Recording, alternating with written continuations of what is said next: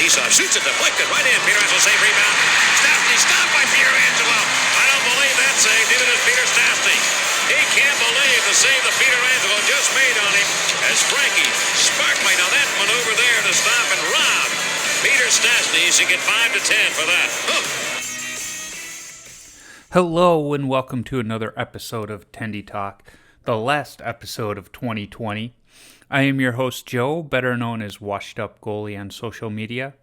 This week I talked to a goalie I reached out to in my effort to include goaltenders of all ages and skill levels. My guest is University of North Carolina Wilmington senior goaltender Ryan Besemer. But before I talk to Ryan, let's take a short break. Ryan, thanks for joining me. It's fun to have you on, and I think it's an interesting detour of some of the guests I've had on in recent weeks, and that you don't have the name recognition of a Kelly Rudy, but I think like all of the other guests, it's still an excellent story because at the end of the day, we're all goalies. We all have our own journey, and it's fun to talk to other goalies. So thanks for joining me. Yeah, thanks for having me. Yeah, so for those listening, Ryan is one of the goalies for the University of North Carolina Wilmington men's hockey team, and they are an ACHA team, correct?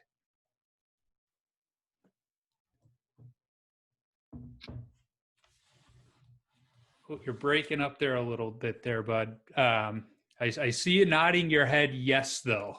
They're in Division II currently. Okay, Division II ACHA. So I played Division III NCAA hockey, and I think when a lot of people think of college hockey, they automatically think of NCAA. But so many more schools have ACHA teams, and I think it's something that a lot of players don't even think to investigate when they're looking at playing hockey after high school. Sure.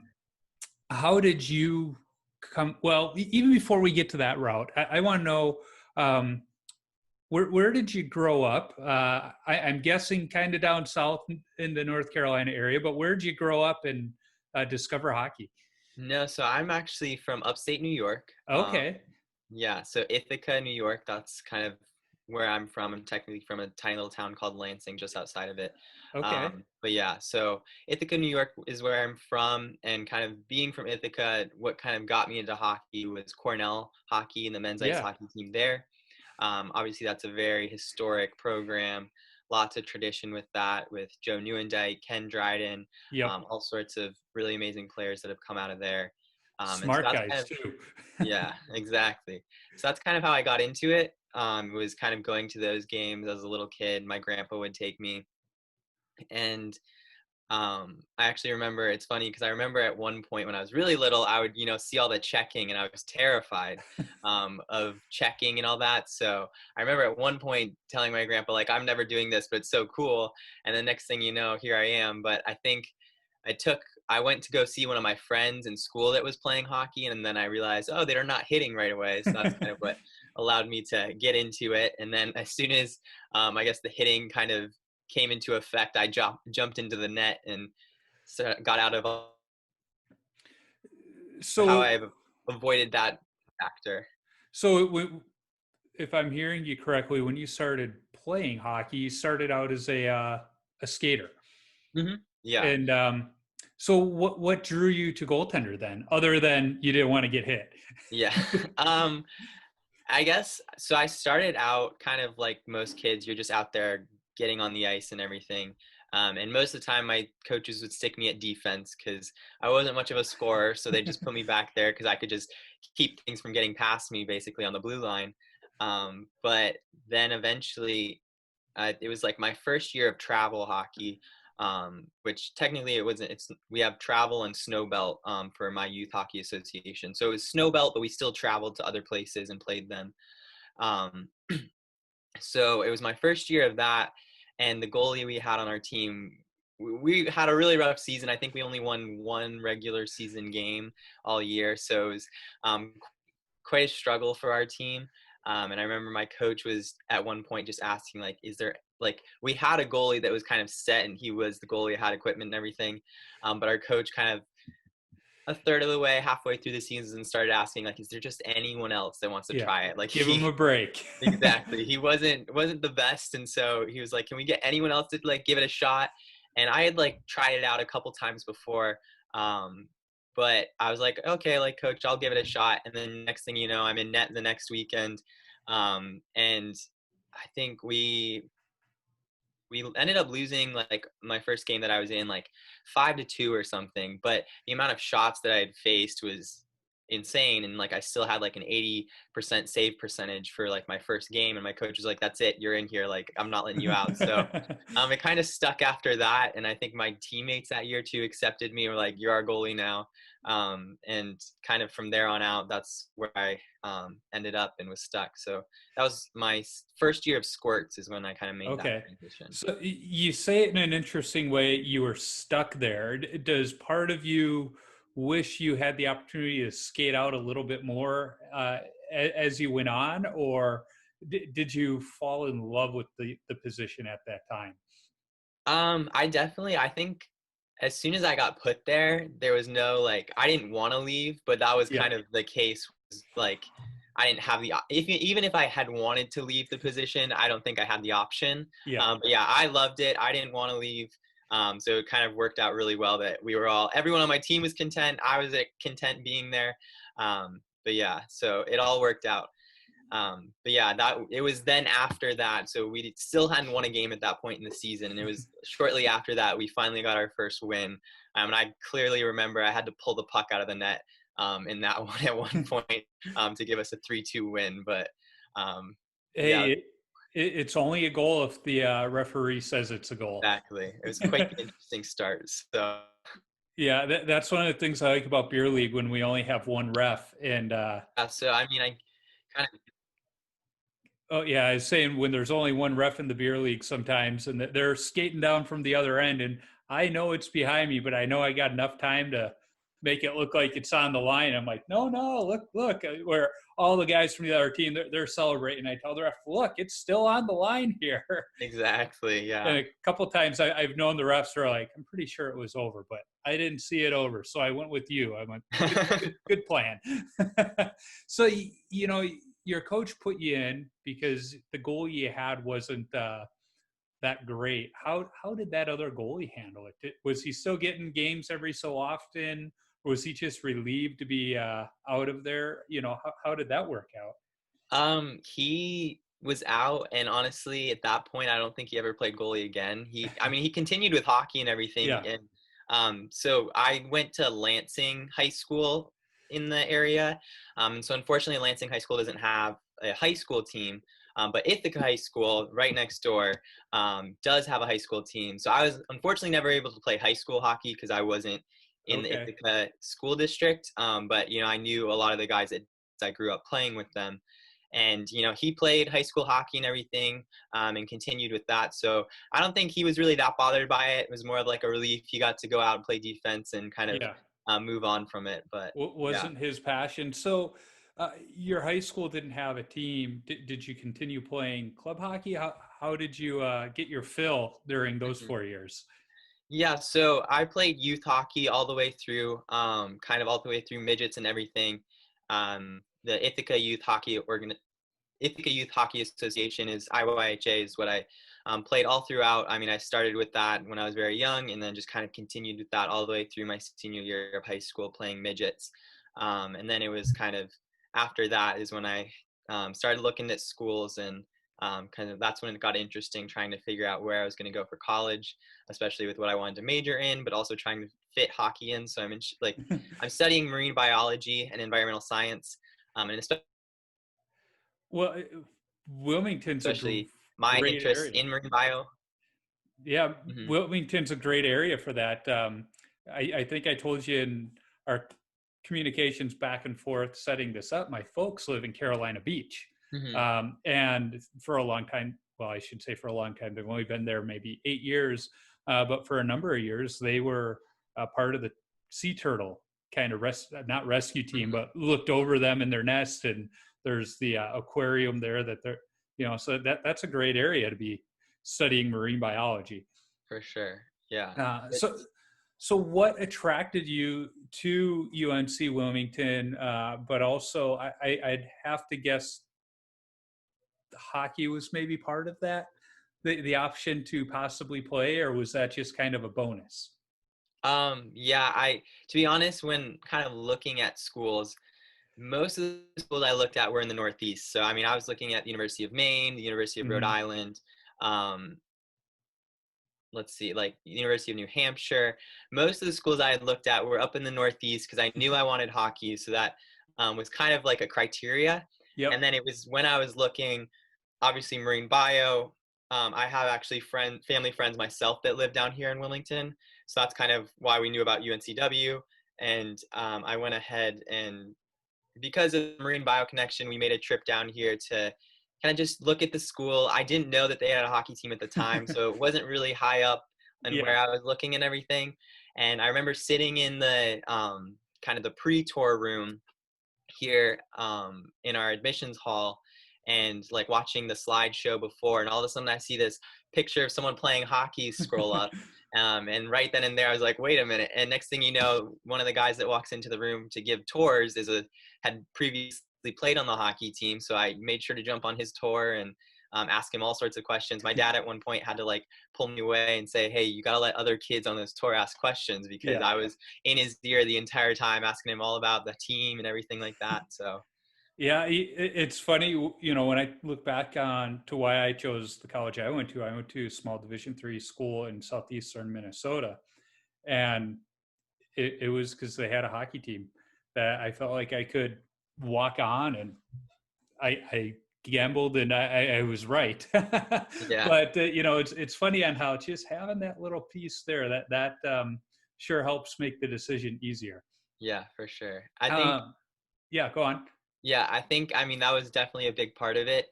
Like I said, I was looking mostly northeast, but as soon as I found a place where I could be somewhat warmer, because I think I was Yeah. getting a little tired of the cold, but also, still have that hockey fix was a big part of it.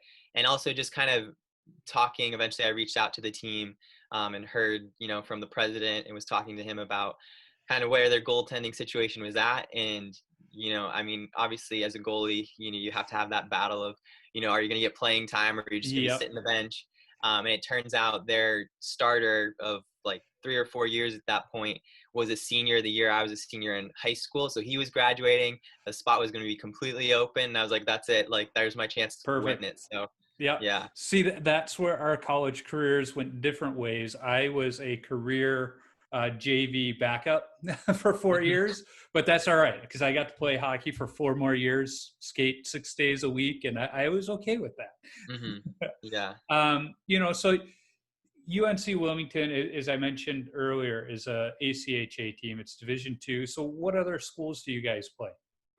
So that's I think the interesting thing too, kind of when you think about hockey, college hockey, you don't recognize like in kind of, I did the same thing when I was looking at schools. No one really thinks like, oh, there's hockey down south. Like, no, you don't think that's even down there. But it's interesting. I mean, almost most of the teams were kind of the big names down here have some sort of hockey team. So the teams we're playing, and like, I guess our division rivals, we have NC State. We've got UNC Chapel Hill is in our division, and Coastal Carolina is the other team. But also the league is Duke, Elon, Wake Forest University, and then there's some Virginia schools as well, like the University of Virginia, James Madison University, Virginia Tech. Those are just a sample of some of the teams that are in our league. So it's really kind of at a lot of the big schools down here, and even some of the smaller ones. It's really all over the place, and I think that's something that's interesting that you don't really think of. Actually, a really fun fact is, so my freshman year when I came in, we were still a Division III school at the time. Okay. We decided to make that jump after my freshman year to go up to Division II in the ACC and join the ACCHL league. But before that, my freshman year, we were an independent team in Division III. And so, especially at the Division III level, all the big schools for the Southeast region in the ACHA that are making nationals and regionals and stuff like that are mostly all the Florida teams. So It's all over the place. It's down in Florida, it's Georgia. All these teams have big hockey programs. Yeah, it's interesting. We have friends that have a place down in Fort Myers, and that's where the Everblades play. And Hmm. um, I think a lot of people would be surprised at how big it may not have the numbers in the South, but the Hmm. dedicated following it has in the South is pretty impressive. Exactly. Somebody I went to grade school with lives in, I think it's Alabama now, and her kids play, and it's like every weekend they're at some different part of the state just Hmm. playing hockey. It's crazy. So ACHA hockey, as I was starting to allude to earlier, it's college hockey. I don't care what anybody says. It's college hockey. Those teams are good. The competition's good, but there's a slight difference between ACHA and NCAA that I think some people don't really understand. And I know on the NCAA side of it is it's a school funded sport. Exactly. My understanding is most, if not all, ACHA teams, they might get some funding from the school, but it's not, it's not, nobody's going there and saying, oh, I'm going to play college hockey and not have to worry about anything. It's just, there's money coming out of your pockets, not Yeah. just for ice time, but for travel. Um, I almost feel at times that the ACHA hockey players are somewhat more dedicated to the Hmm. the game than maybe some of these NCAA hockey players because of that. They have a little more skin in the game. Yeah. Um, but what kind of support does the school offer you guys? Yeah, so for us, we get a little bit of financial support. Technically, we're listed as a club team. We don't really like to consider ourselves a club team just because compared to all the other club sports, we take things a lot more seriously here at Yep. UNCW. And like you said, it is like legit hockey, the competition and everything. It's real. So we're getting ranked nationally and things like that. So we definitely don't like to consider ourselves that, but that's what the school considers us. So we don't really get any funding because of that. The big funding, we do have to have some money that's coming out of our pockets because we're a club team. But we do get a little supplemental funding. But other than that, we get a little from them, and then the rest is we just look at what else we have to pay for and what else we have to cover, and you divide that up kind of through our dues for the team. Yep. The nice thing is we do kind of do it like a one-time payment, so you kind of get that out of the way, and then the rest of the year, I mean, when we're Yeah. going to hotels and stuff like that, it's not like you have to worry each time about booking your room or anything like that. Well, that's Um, cool. but yeah, with that being said, I mean, it is our club team or our team is all student run. So, I mean, we hire our coaches. We go ahead and, make those decisions financially of what we're going to do, where we're going to travel, who we're going to play. Yep. So we definitely, like you said, have a lot more skin in the game. And especially in terms of, kind of our financial input, it's definitely because we love it. We want to keep playing hockey. We love the sport. And, that's kind of why we're here is we just want to keep playing as long as we can, basically. Yeah, and I think the last 10 years, ACHA hockey's really stepped up its game.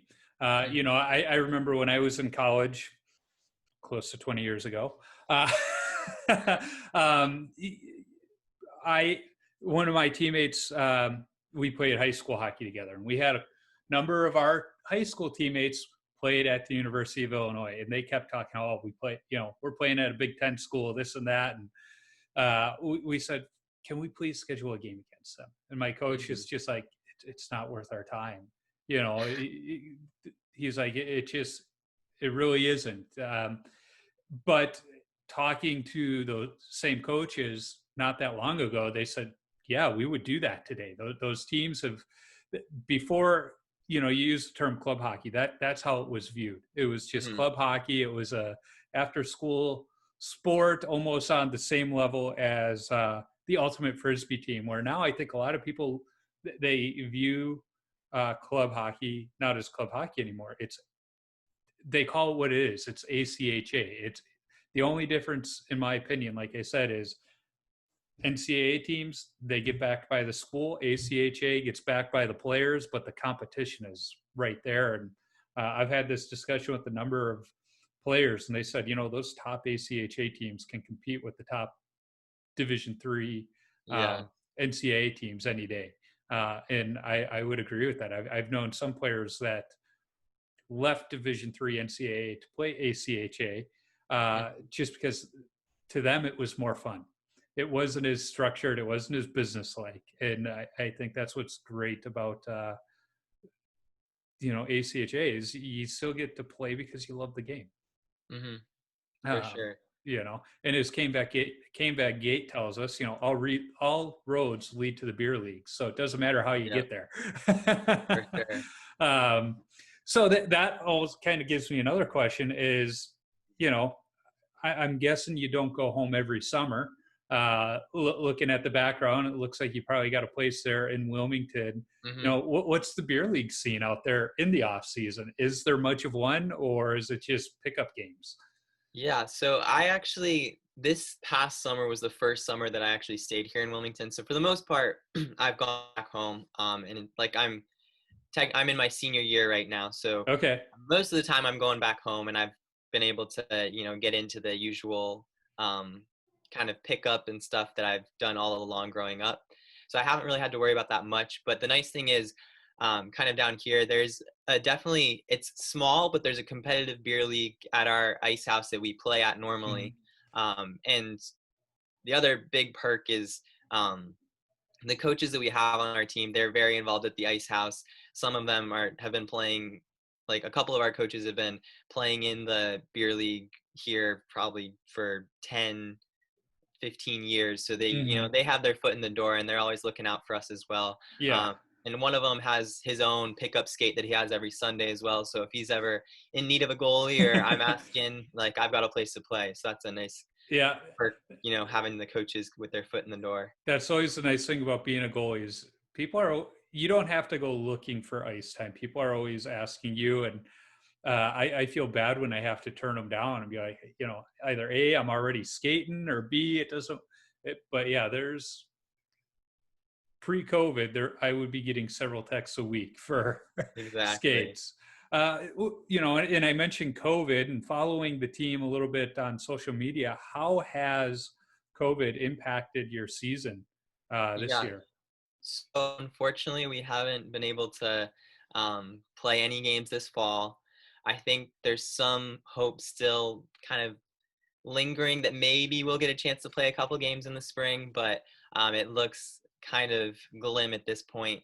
So, I mean, at this point, we've had some practices just in case we get a chance to go and can play. But once again, because of, regulations that our own school has and things like that, the capacity and different things that we can do at practice is modified as well. So there's a lot of kind of structure and rules around all of that.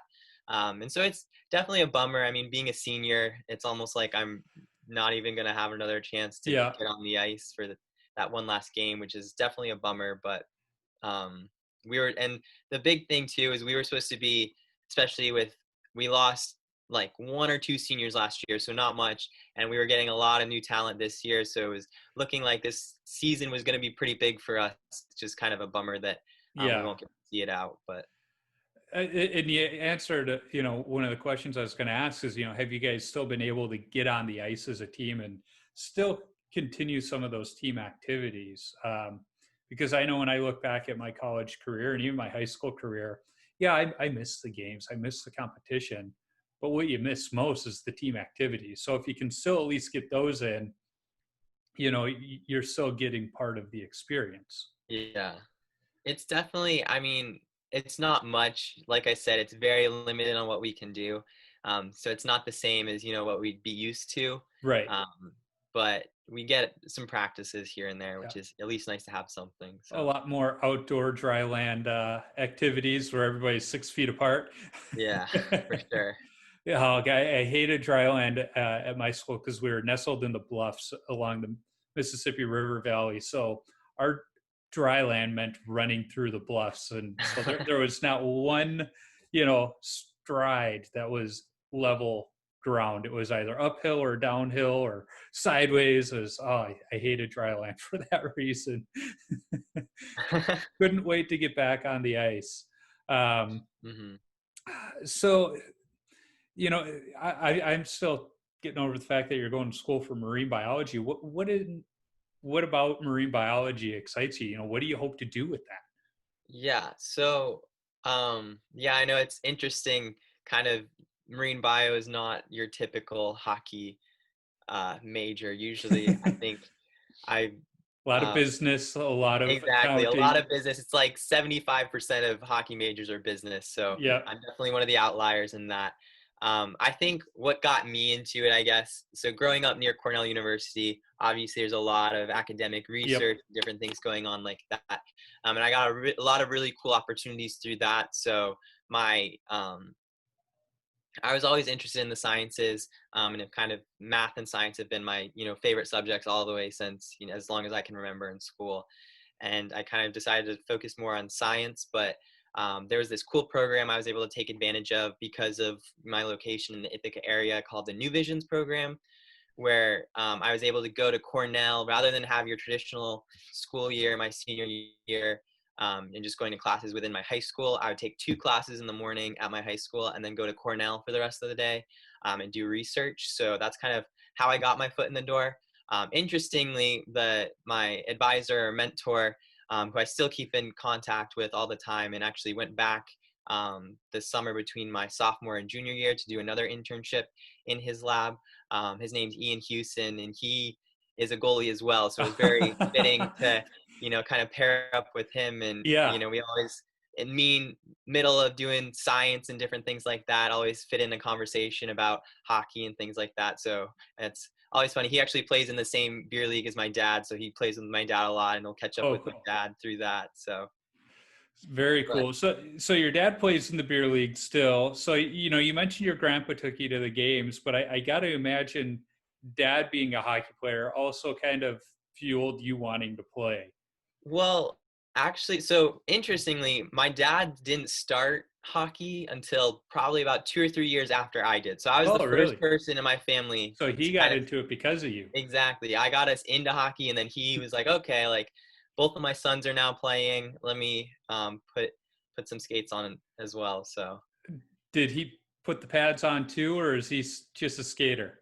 I think so. He's not a goalie full time at all. He usually plays defense. Okay. Um, But we're really good friends, my family, with Mike Schaefer, the head coach of the Cornell ice Hmm. hockey team.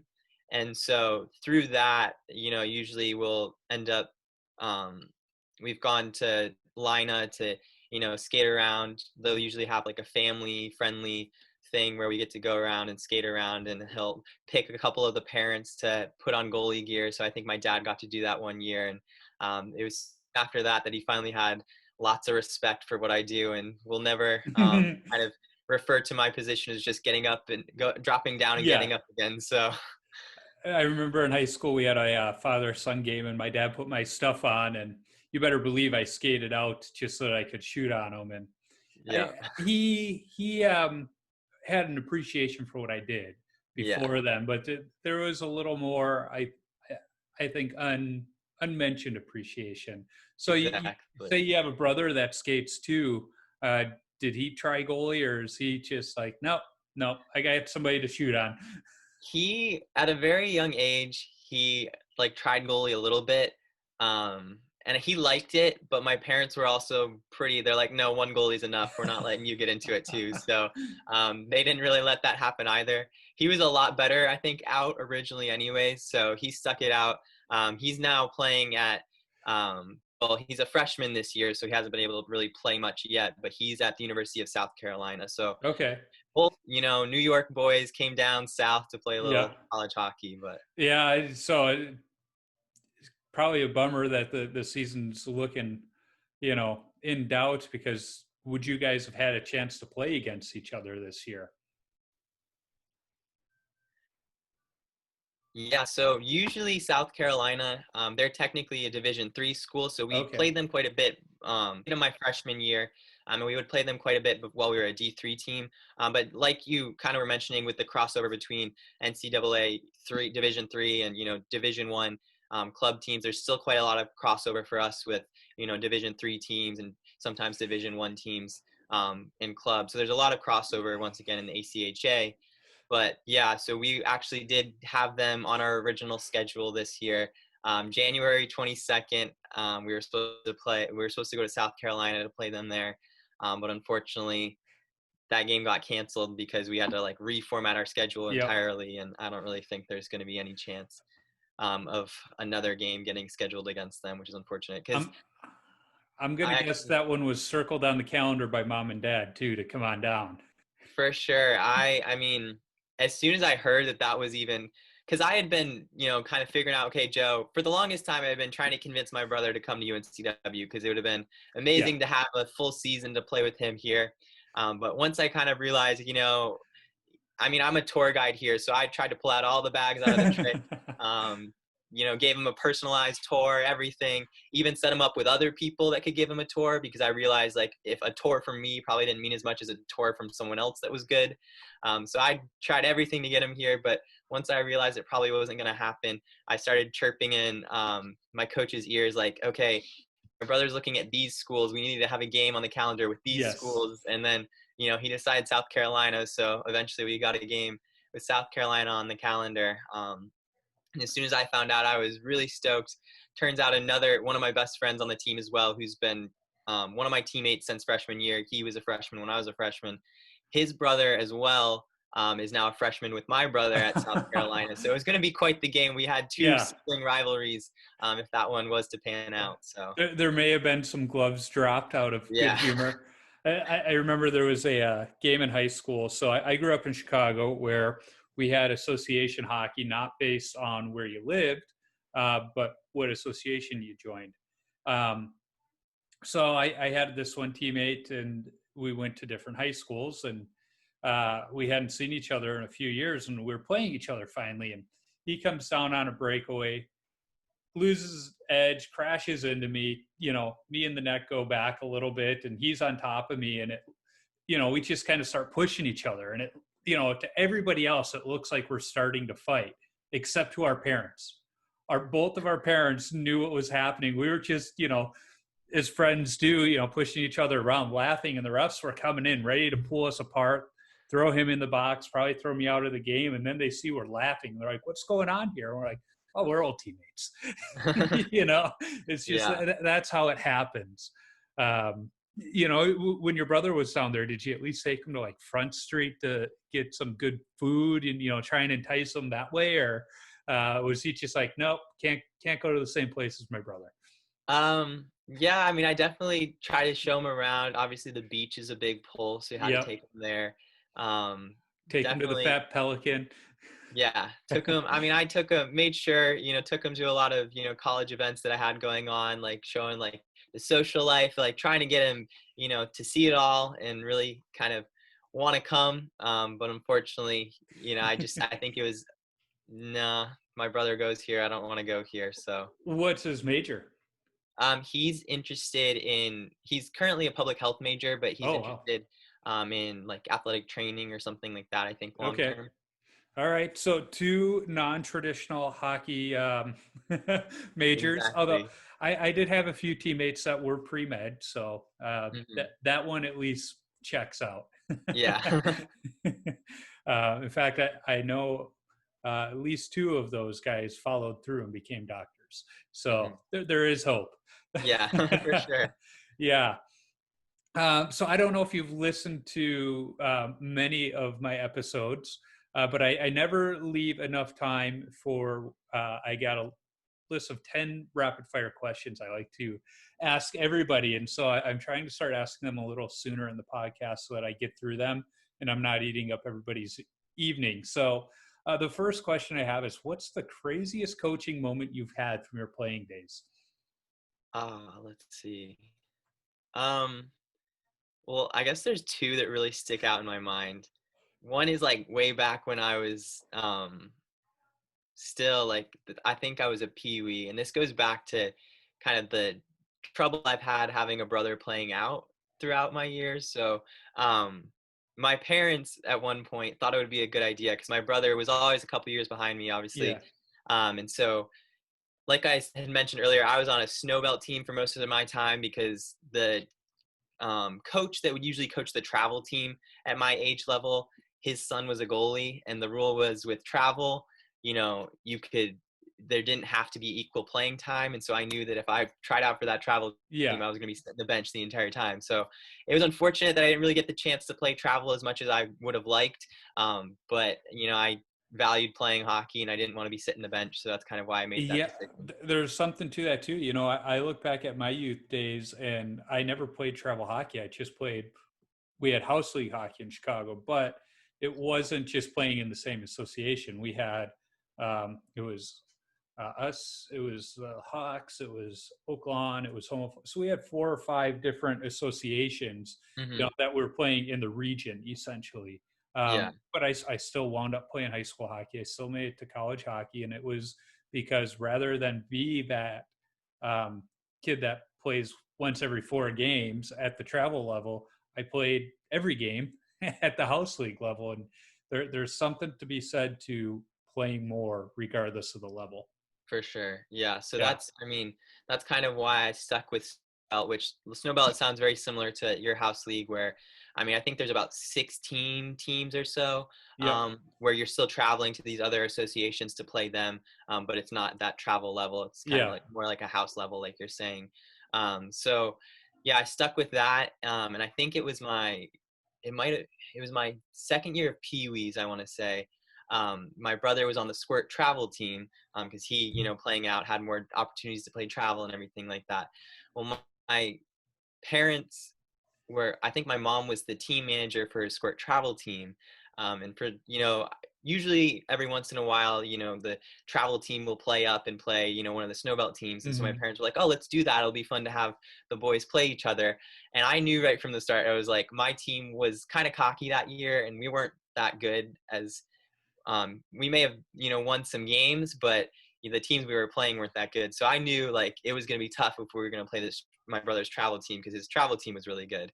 So from the start, I was like, guys, we have to take this seriously. Like, I don't want to lose to my brother. But, the more and more kind of this game crept up on us, the more and more I realized no one was going to take it seriously and we were going to get our butts kicked.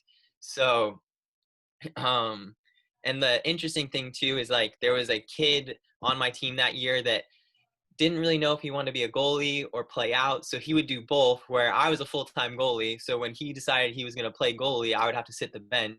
So there's some drama with that. Well, he played the first period of that game and then went back and changed to come and join us on the bench. So go down 2-0 in the first period. So I'm already kind of fuming. I'm like, okay, look, they're not taking it seriously. We're down 2-0 to my brother's team.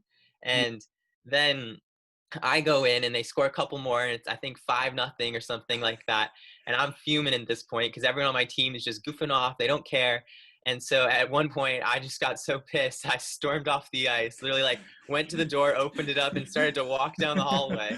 And my coach comes sprinting from the bench, corners me and like starts yelling at me like, you're not going to walk off on this team. And I start yelling back at him. I'm like, well, they walked out on me. They're not taking this seriously. And so eventually they got me back out on the ice and I had to finish the game. But I think even my brother at that point, like he knew like, oh, I'm going to try. You could see my brother was not going to shoot it anymore at that point. He knew not to stir the pot anymore. So see, I'm a little disappointed in him because a lot of the hockey brothers I know, the skater, that first shot he had, he would have buzzed the tower just to really get under your skin.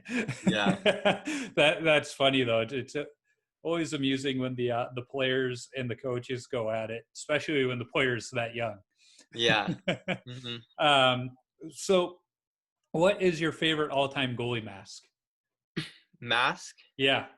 Like someone else's or? It could be yours, but yeah, Okay. For me, it's Eddie Belfour. I just love the Eagle. It was watching Eddie Belfour for the Blackhawks that actually got me into goaltending. Okay. Yeah, I'm not sure specifically. I guess I really appreciate, Ryan Miller's in Buffalo. Yeah, that was a cool one. He's the one that got me I'm a Sabres fan, mainly because of him, because, I grew up in New York. Yeah. And, I was in between Rangers, Sabres, but then, I became a goalie and here's another goalie in the NHL whose name is Ryan. So I was like, I got to go with him. So I'd have to say that one. But then I also did kind of was able to construct my own mask for playing down here, which I'm definitely in love with. So that one's pretty cool. I actually have it behind me if you want to see it. But Yeah, absolutely. so we've got the Seahawk here on top. That you Okay, can yeah. see. And then to kind of stay in the themes with the beach, I've got the pier here Yep. with the beach and everything. Over there by the high tide. Exactly. And then you got UNCW on the chin here, and Yep. there's like Seahawks you can see. Yeah. And then I've got the clock tower, which is kind of central to our school, and it's right in the middle and heart of our campus. Very Um, cool. and then obviously the back too is kind of where it gets more personal. But Yep. so my senior year, I played soccer growing up too. My soccer coach actually passed away during our senior year, so I was able to put his initials on there in a soccer ball to kind of honor him. And then my nickname, Yeah. B, growing up, had to have that on there as well. Yeah. But So I see you got the grid cage. Have you thought about going with the cat eye? Because I know they're allowed in college these days. I only ask because when I was in college, they weren't allowed, and I wish they were. And now that I have one, I absolutely love it. yeah, I mean, I've never had one, so it was never something that I really ever went that route. Yeah. Um, I've never had a big problem with the grid cage, but so yeah, I guess it's just never been something I've experienced or I've never really considered it. But who knows, maybe one day, but for Yeah. now I think I'm just gonna stick with that. The grid is definitely safer. Yeah, for sure. So when I was in college, freshman year and the sophomore year, I wore a Hasek style helmet. But in the summertime, I would change the cage out for the Glenn Healy look. And the very first skate with that, I took a stick right through the eye hole, going, it got me right underneath. Just, it looked mean. It didn't hurt or anything. But of course, it was that very first skate with it. And I'm like, yeah, I know why they're not allowed at the younger youth levels, but at the same time, the way my helmet sat, it always felt like that bar was kind of right in my eye level, which helmets sit differently on everybody. So when I had the opportunity to go with the cat eye, that was not an issue anymore. So that's why I like it. I don't have that bar where I feel like I got to look up or down to see around it. So, so the next question I have is, what's your favorite rink that you've played at? So that's one, I mean, there's been a lot of good ones over the years. I have some really good memories, like as a child, like some of the rinks I'd play in growing up. Obviously playing at Lina where the Cornell team played. I mean, I got to do that a lot growing up, but that's always a fun experience just because, that's kind of where I got into hockey and everything like that. Yep. And, being able to play there in such a historic place as well is always fun. I do love, there was this, I always kind of go back and like whenever I'm remembering my youth days, when I was playing in midgets, we would play Corning quite a bit. And they would play at Elmira College in upstate New York. They'd play their rink. And just the stadium that they had in there was just so unique. It was like this big bubble. And the ceiling, I remember being so weird. The lighting was kind of off and funky, but I just remember loving it, just for the uniqueness that it was and everything. So that was another favorite of mine growing up as well. But down here, I do have to say, even though it's not the nicest place, the ice house where we play, nothing like, playing back home. It's your home rink though. So there's a connection. Home rink, so you have to love it. So definitely love that one as well. I think, always the home rink is a favorite of yours. I mean, ours is small, but we managed to pack people in on Friday nights to usually get a crowd of around 600 students or whatever coming out and just banging on the glass. They're lined around the boards. So it's always a fun atmosphere to play in for sure. So do you guys have your own locker room at that rink, or do you guys have to lug the stuff home every night? No, so we don't. We don't have a locker room. There's been talks about trying to push for one, trying to get something for us for quite some time now, but it hasn't happened. But yeah, I mean, it definitely made, for my freshman year especially, I didn't have a car, so it made it quite interesting. I Yeah. remember early on, like when I found out who my roommate was going to be, I was like, hey, just a heads up, our room might stink a little, like I'm going to have my hockey gear there. And he was like, oh, it's okay, like I've got running gear too, so that probably will stink a little too. And I'm like, you don't know hockey gear then. So My freshman year roommate was a soccer player, and I had the same conversation with him. It was like, until they let me throw my stuff in the lot, because I didn't even know if I'd make the team at that point. It's like, I'm going to have this stuff in the room, and it stinks, and B, it takes up a lot of room. And he's like, it is what it is. Well, he played without wearing socks all the time when he practiced. So he would bring his shoes back to the room and then put them in the window. And it was worse than my hockey bag. It was unreal. And I would look at him, I was like, leave your shoes in the locker room, dude. Like there's no need for this. He's like, my teammates won't let me leave them in there. They smell too much. He's like, so bringing them to our room is better where we sleep. Yeah. Yes, but I'm with you. Those rinks that have that emotional connection, no matter how dingy they are sometimes them being dingy is what makes them special too, because Exactly. that opposing teams don't like going there for that reason. It's like you almost embrace that because of Exactly. it. So this is what I like to ask people. What's your favorite stick that you've used?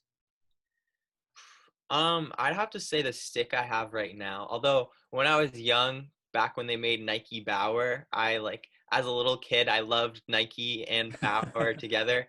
Yeah. So when they stopped making those, I was pretty heartbroken. But definitely now it's the CCM. I think it's like the eFlex 860 or something. I always was a wooden stick guy. I Like love wood sticks. yeah, I was like, no, I'm never going composite. Like I had never had a composite stick. But then recently I ended up with this one, and I was like, okay, like it's a lot lighter. There's a lot of perks to this. I never Yeah. thought, I was always against it, but my dad ended up just like buying one for me one time and like didn't tell me about it. And next thing I knew, I was like, okay, like I guess Yep. this is me now. So Yeah, well, and for guys like me who like the wood and the foam core sticks, they're becoming harder to find. hmm So eventually I'm going to have to switch to composite. I was talking to Kevin Woodley of In Goal Magazine about it not too long ago, and it's one of those things that even pro goalies are dealing with. Colin Delia, who's in the Blackhawks organization, really liked the Warrior foam core. So when they were shutting down their plant, like the Blackhawks stocked up on a bunch of them for him so that he didn't yeah. have to. It's just one of those things. Um, Now, I'm veering away from my rapid fire questions just because I haven't seen, what equipment are you using out there? So right now my pads are CCM. I'm big. CCM is my brand Yep. basically. Definitely big. I'm always pushing for that. I don't know when it happened originally. I think I was like, I want to say, because originally growing up, I was always Bauer. Like I liked Bauer. Although my parents, I mean, especially when I was really young, it was always used gear. So Yep. there was one point I had these blue Louisvilles, and like here I am on this Ithaca team that's white and red, and so I'm standing Yep. out like a sore thumb with these blue Louisvilles, and they were so old, they were heavy, but yeah, eventually, you know, I think I was maybe in Bantams was when I got my first like set of brand new pads, not used or anything like that. Those were, I want to say, Vaughn Epics, and then it was probably, I think, Bantam Travel then. So my second year of Bantams is when I got my first set of CCMs, and I had those throughout high school at that point. And I loved that pair especially. I almost loved still like coming up my memories with that. They were CCM eFlex 760s, I want to say, and those ones I loved.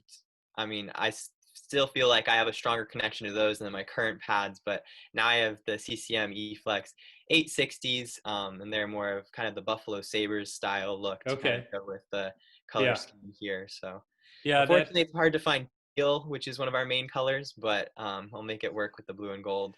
That was one thing, when my high school colors were maroon and burnt orange, like Virginia. Only Okay. high school in the nation with them. So finding maroon and orange equipment without doing a custom order, that wasn't going to happen for me in Yeah. high school. So I just went black and white, and then my college colors were red, white, and blue, but I still just went black and white because it goes with everything. Yeah. hmm Yeah, CCF. Well, all the manufacturers make great equipment, but it's interesting that you were the guy that liked the Nike stuff, but then wound up going with the Reebok brand.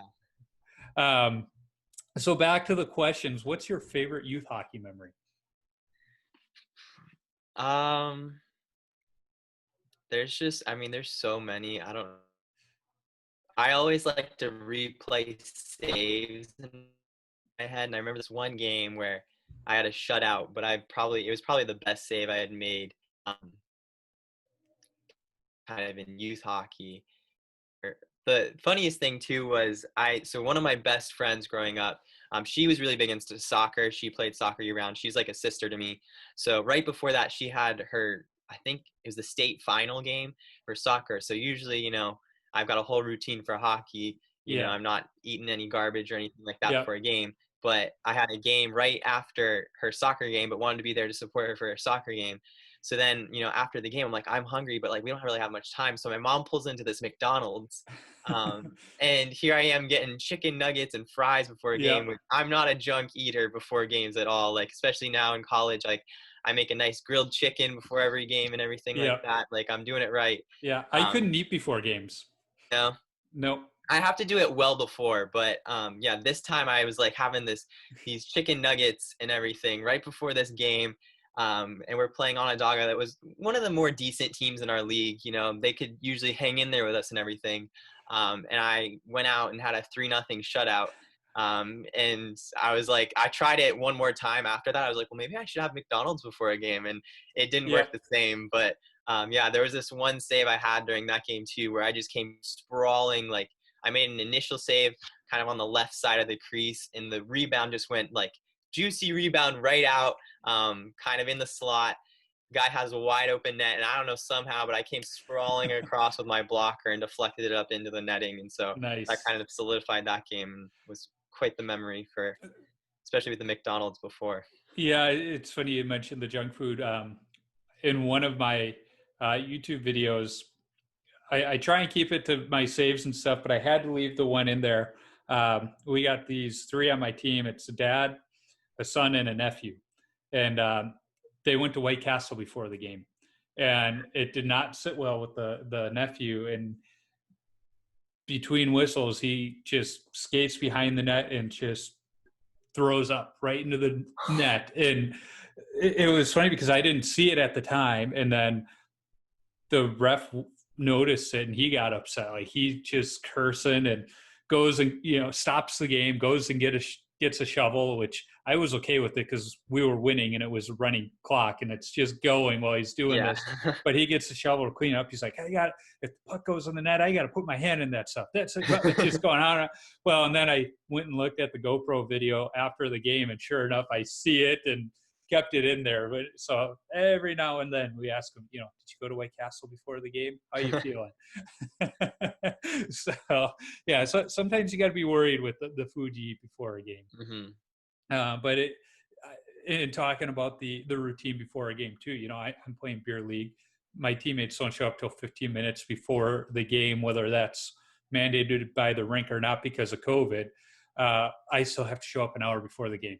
I still have to get that mindset going and get the equipment on the right way and go through my visualization. And For sure. my wife's like, "What time's your game at?" 7:30, and she's like, "Why are you leaving at 6:00 then?" Like, well, I need to get to the game. I need to be there early. And my son's come to a couple of the games. He's like, "Yeah, Dad just sits in the locker room by himself until like right before the game." I'm like, "Yeah, that's what I need to do." So the next question is, what's the best chirp you've heard on the ice or in the locker room? Well, I guess it's more of, so there was kind of, I've had my fair share of, brother experiences growing up, and it wasn't really at another team. But it was a tournament we were playing that kind of we hosted it at my youth hockey organization when I was in midgets. And I want to say I was either a first or second year midget, but we played, I think, a second year midget, because my first year we played this one of the associations invited us to this 3v3 tournament, which I literally loved these 3v3 tournaments. We would play, I mean, you'd play 4 games of hockey in one day. Yeah. So it was so much fun. Everyone's just out there. You're meeting all the other guys and having a blast. And then at the end of the day, if you're lucky enough, you're in the championship game playing for a championship. So it's fun, nonstop, competitive.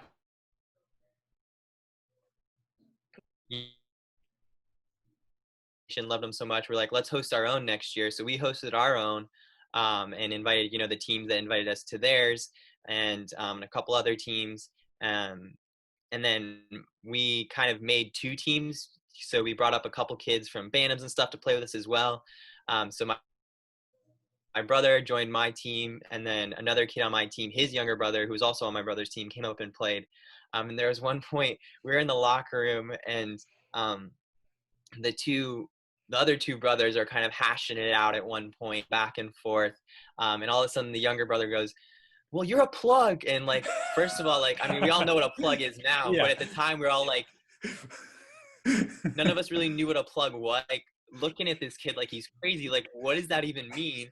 And then it was the funniest thing, because then like someone looked it up on their phone, read it to the entire locker room, and then all of a sudden we all started dying. So it was like this long delay until we finally got the chirp.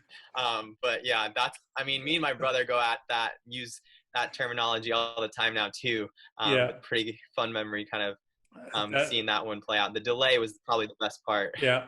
Well, it's funny because all the people I talk to and ask that question, the best chirp is nothing mean-spirited. It's always just something random out of the blue like that, where it very much reminds me of that scene from Mighty Ducks 3 where they're trying to teach Kenny Wu how to trash talk. And he's like, "Hey, number 82, you're not good at hockey." For sure. So I'm going to ask this question, but if your mom and dad or your coach are listening, they have to cover their ears. What's the worst post-game beer you've had? So I just turned, and I'm pretty good. I'm pretty good at kind of respecting that rule. So I have actually never really had a post-game beer. Yeah, I mean, my coach, it's funny because I'm pretty strict on, like, especially, schoolwork and hockey. I'm pretty big on, not messing around, especially in between games. Like, if we have a game the next day, there's no reason we should be out partying, even if we get a win. Like, we got another game to play. And that's definitely my sophomore year, especially. We had kind of some trouble with that here at UNCW. There was one night, I think there was a big fight on too, of course. And it didn't help that. So, we have kind of a hurricane problem here in coastal North Carolina. So my sophomore year, for sure. Sophomore year, you will probably have Florence come through. Yep, that was the one. So my sophomore year, we started the season, like, got our first 2 games in. And then after our Saturday game, we came back home because we were on the road that day. We came back home the next day. And that Sunday is when, the talk about Florence kind of started. And next thing, a couple hours later, by later that afternoon, they're telling us, okay, by noon on Monday, there's a voluntary evacuation. So we're like, okay, well, we have to cancel our games for this coming weekend. So we thought, maybe just a week or 2 we'll be off the ice. Well, then with the way Florence came in and hit Wilmington, really just kind of destroyed the area, the ice, for about a month or so. I had left my gear in Wilmington thinking, we'll be back next week, like, no problem. So, I had to evacuate. And then for the longest time, you couldn't even get back into Wilmington. No. So by that time, I had gone up home and different things like that. Initially, I just went to stay with a friend, but then ended up going back home to New York and things like that. I was off the ice for an entire month. And then when we got to, we finally got, like, okay, they're letting us back to school. Well, we had a tournament that we were supposed to play that weekend. and it was a league tournament. So like those games counted as league games. And the league was telling us, look, like if you don't show up, you forfeit these games. That's it. We're not really helping you out. Yeah. And so we're like, well, we're doing this thing. So it was a mess. Like half of us weren't even at school yet or in Wilmington, and people are trying to get their bags and stuff and like get to this tournament in Raleigh. And we managed to get there. I had to like pull strings and have the director of housing, who luckily enough was a hockey fan, so he was willing to help us out, but he wasn't allowed housing yet. So he went into my room and grabbed like a couple things that I had in my room, because usually I keep like my helmet and my skates in the room just because of the humidity down here. I don't want those rusting up or anything like that. So he went in and grabbed those and a couple other things, and then like had to give them, so my coach could give them to me. It was this whole process. So eventually we get to this tournament, having not played in a month. We played our first game, somehow end up 3-2, even though like we hadn't practiced for a month, but then all of a sudden like just blew it in the third period and go losing the game 8-3. So that was our first game. It was kind of rough. Then the next night there was one of those big fights. So a bunch of my teammates went out drinking and stuff, like was up to like 3-4 in the morning. And of course we've got a game the next day against George Washington. And after the first period, we were down 6-0, because it was just the number of 3-on-0s, 3-on-1s I saw in that game were unbelievable. And I was livid. I was not having it. I stormed into that locker room after that first period and went off on the entire team. I was like, this is what you get for drinking and all this stuff. And so kind of with scenarios like that, I've never been a big drinker, especially around hockey season, just kind of keeping in line with, hockey's the focus. I can drink when I'm older and in the beer leagues, basically. Yeah, and there's a way of doing it responsibly when you're in the beer leagues. I've learned at my age, I play better when I have a pregame beer. Just one, right before the game, and then it tastes really good. Good cheap beer tastes really good after a game too. But I remember there was a practice. I think it was the Monday after Super Bowl Sunday, and we got out on the ice. And what it was, we had a Saturday morning practice for some reason, and everybody went out partying because we didn't have a game on Saturday, but everybody had their typical Friday evening, but they still showed up for practice on time. And everybody, for the most part, was a little bit slow. But when I was in college, I was a lot like you in that, we weren't supposed, by NCAA rules, you're not supposed to drink within 24 hours of competition, that kind of. I tried to stick to that.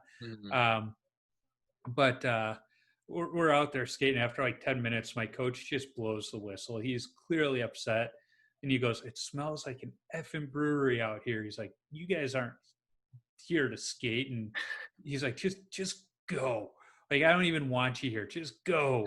And we're all like, oh, Monday is not going to be good. But no, Monday was just back to normal. And, I remember talking to him later. He's like, I learned my lesson. I shouldn't have you guys come out for a Saturday morning practice when you don't have a game or anything. He's like, that was on me. He's like, I was mad at the situation. I couldn't be mad at you guys for being college students. So when you tape your sick, we had a game. Yeah, go on. We had a game last year, actually, and my coach had a similar scenario. We had a game, so it was a real game, but he had scheduled the game November 1st, so the day after Halloween. And, myself, I always took hockey seriously, so I'm like, no, I'm not going out for Halloween. Like, I got a game the next day. I got to focus on that. Meanwhile, the rest of my team, just, we're going to be out all night drinking and everything. It's Halloween. Let's have fun. So notice it until, we go up on the bus. We're playing Wake Forest, and we were at Wake Forest. So actually one of my good buddies, he, was on the team there as well. So it was kind of a nice rivalry to get up there and play them. And it was family weekend at Wake Forest as well. So his family, who are good family friends of mine, they were there too to watch the game and everything. So it was going to be hopefully a good rivalry and everything, nice turnout. And as soon as the puck dropped, like, I didn't click, the Halloween thing that guys would actually not, take this seriously and be Yeah. out drinking. But as soon as that puck dropped, and they kind of just retreated back after the puck dropped, and I saw the other team coming straight at us, I was like, oh no, like this is not going to be a good night. And I kept us in it, especially in the first period. I mean, we ended the first period only down 1-0 after facing like 20 shots or something like that. But I wasn't able to hold them off that long, and I did 1 or something like that. So it was quite the night. And I remember talking, because I was pretty pissed at my teammates. Like they had really left me hung out to dry that night. And I talked to one of my good buddies later on about it. It came up. He's like, and he's usually pretty responsible too. And he's like, well, we all were drinking the night before, like it was Halloween. And I was like, even you? And he's like, yeah, even me. And I was like, ah, that makes sense. So yeah. You mentioned Halloween hockey, and all 4 years of high school, we had practice on Halloween night. So there was no going out and getting into trouble. But my one teammate, TJ, his name comes up quite a bit on the podcast lately, but the 1 year he came out wearing a Superman cape for practice. And like, he was just like, no, if we're going to be out here, I'm going to be in costume. It's still one of the best memories too, is him out there with the cape flying behind him as he's running through drills. But yeah, so when you tape your stick, do you go heel to toe or toe to heel? I'm heel to toe. Okay, most goalies are. I'm always intrigued on the toe to heel guys, though, because it's not natural. No, I don't think it is. No, I've talked to one guy who had good reason for it. His name's Connor Beaupre. He's the Minnesota Wild e-bug, and he likes to play the puck a lot. And for him, he just feels the puck comes off the stick better by the way the tape overlaps itself when he goes that way. So at least he had a reason for it. So when you play, what's your favorite number to wear? 30 by far. I'm guessing for Ryan Miller. I think I got from, for sure. That's where I picked it up. It's interesting because obviously, if he had had his choice in Buffalo, I think he would have been 39. But unfortunately, Hasek got that one retired. So I think that's just kind of interesting to see that his number of choice would have been 39. But, when I grew up watching him play, he was 30. So that's kind of the number I ended up with. Yeah.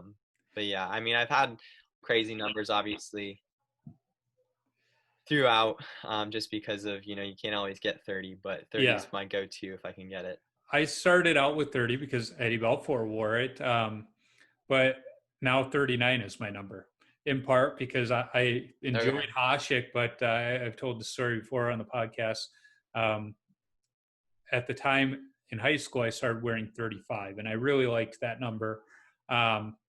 But somebody else already had that number. So I went to the cabinet with all the jerseys and found the biggest one they had. And it just so happened to be 39. And it fits my style of play. I'll just put it that way. So I've pretty much stuck with 39 since then. So the last question is, what advice do you have for young goalies? I'd say, I mean, especially now, kind of in a point where I'm, likely not going to get that last game. Just soak up every moment. It's so tough, especially kind of, I mean, even now I look back at even my youth days and just wish, I enjoyed them and had a blast, but I just wish I knew how much I was going to miss them even now. Technically I'm still in college and hopefully still I'm going to get one more game, but I think just soaking up every moment. I remember last year too, there was a point kind of midway through last season, and I was like, look, I only have a year and a half of this left. I'm going to try and soak up every game, every moment. Yeah. And little did I know, thankfully I started last year, but little did I know that, I might not even last the season that I had. Fortunately, lucky enough that my last home weekend last year, while obviously I didn't realize it might be a senior night or my last game on home ice, my family just happened to have come down for that weekend. We won both games. They were quite memorable. Had a lot of good memories from the games too, from just some funny things with equipment malfunctions during the game to pulling out wins, getting some big saves. So it was a good way to go out if that is kind of how I go out. Yeah. But yeah, we'll just see. Hoping for at least something more, but like I said, it's looking a little at this point.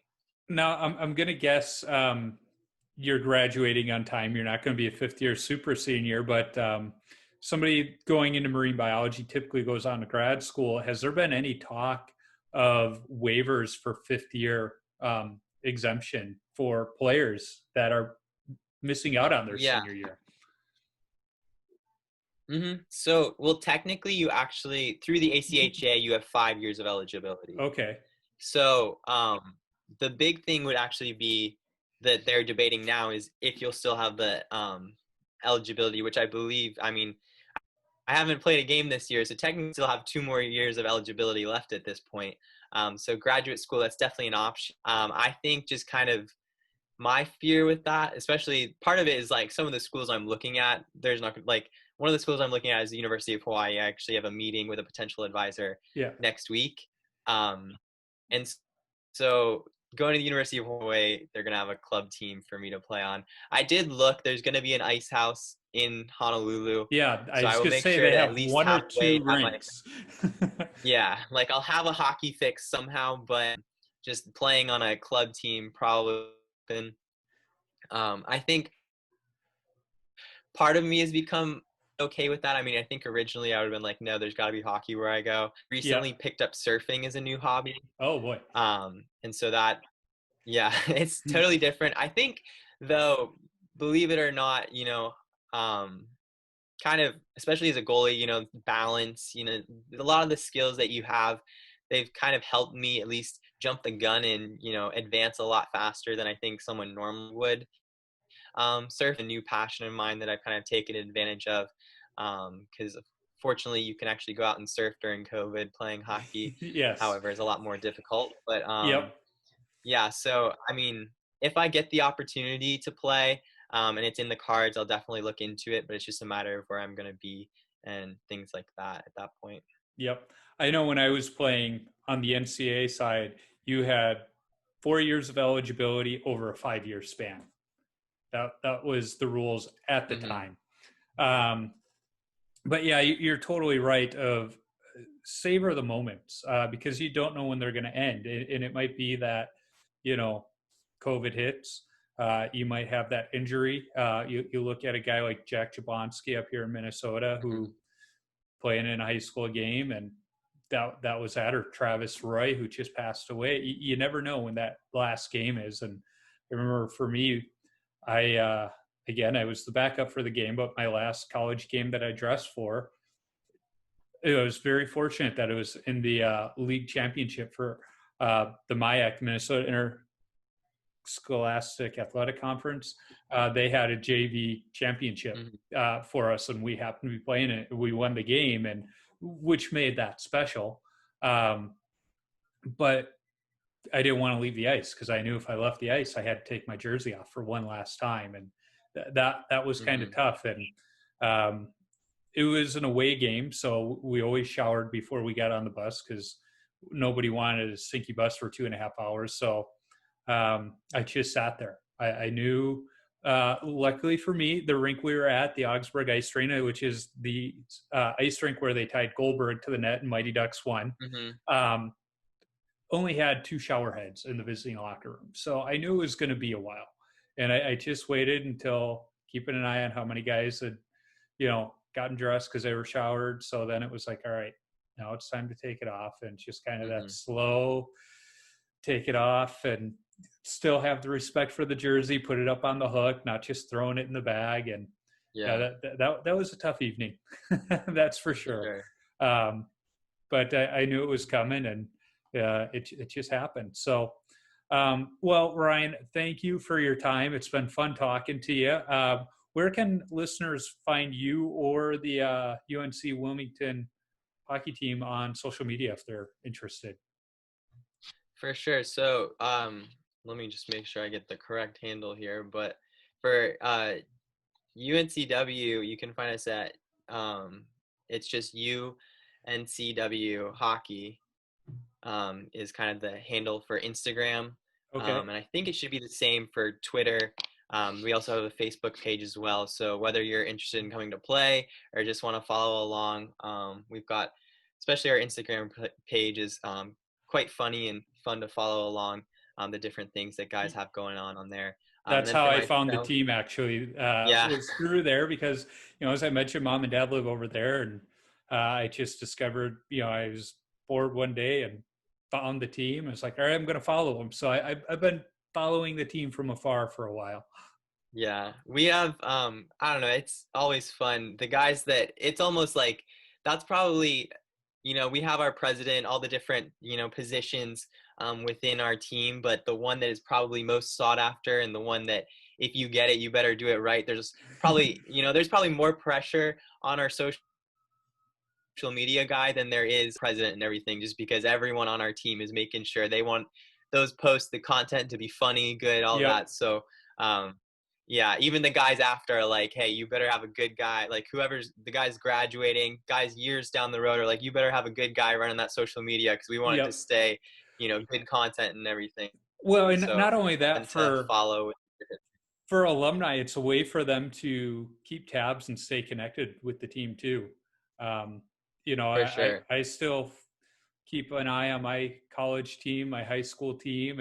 Every time I know they're playing, I'm checking those updates whenever I can. Um, Hmm. there's some pride, even Exactly. when you're 20, 30 years out of the school. For So, sure. yeah. Well, again, Ryan, I appreciate your time. It's been fun chatting with you. I'm actually going to be in Wilmington in 2 weeks. So it'll actually be 2 weeks after this episode airs, but I'm going to be there 2 weeks from when we're recording. So, depending on what's going on, we may have to get together for a beverage. Yeah, unfortunately, I am heading out this weekend to go back home to New York. So Oh, unfortunately, I'll good for miss you. you Good for you. Get on home for that the one. But holidays yeah, with the it's family. been quite busy kind of end to my semester.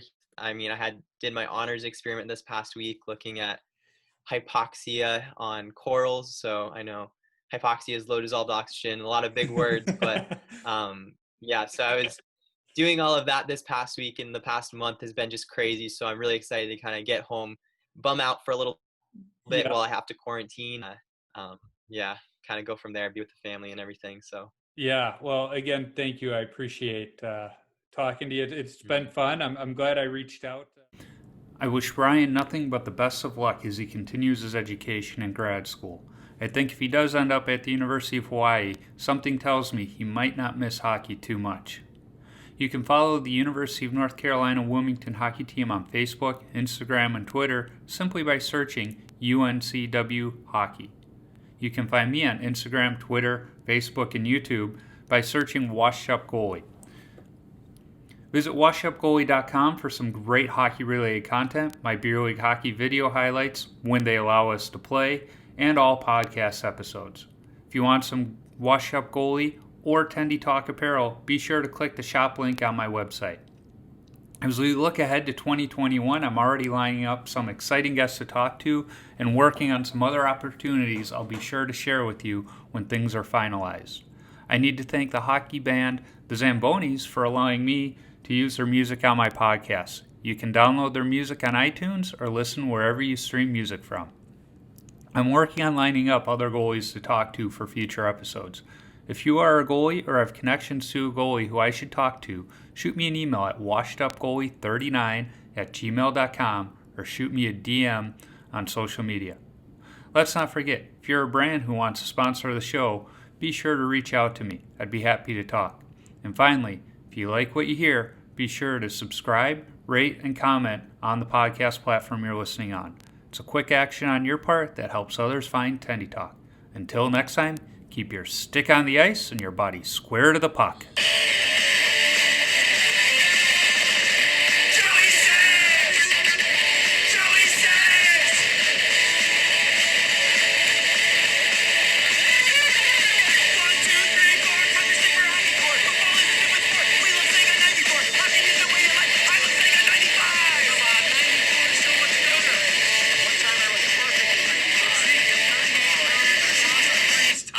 Ruined my life. That's because you played the Rangers. The Bruins beat the Rangers! Ooh.